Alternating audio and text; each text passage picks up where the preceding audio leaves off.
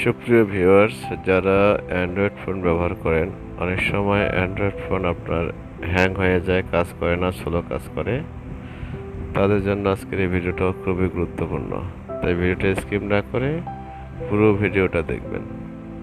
তো আপনার অ্যান্ড্রয়েড ফোনে আপনি সরাসরি চলে যাবেন গুগল অথবা ক্রোম ব্রাউজারে। যাওয়ার পরে এখানে দেখবেন যে উপরে ডান দিকে থ্রি লাইন রয়েছে, সেখানে একটা ক্লিক করে দেবেন এবং নিচে দেখবেন, স্ক্রল করে নিচে দেখে আসবেন, দেখবেন যে সেটিং আছে, সেটিং একটা ক্লিক করে দেবেন। তারপরে আপনি স্ক্রল করে নিচে আসবেন, এখানে দেখবেন যে সাইড সেটিং নামে একটা অপশন আছে, সেখানে আপনি ক্লিক করে দেবেন। এখানে ক্লিক করার পর স্ক্রল করে নিচে আসবেন, দেখবেন যে ডাটা স্টোর এখানটা ক্লিক করে দেবেন।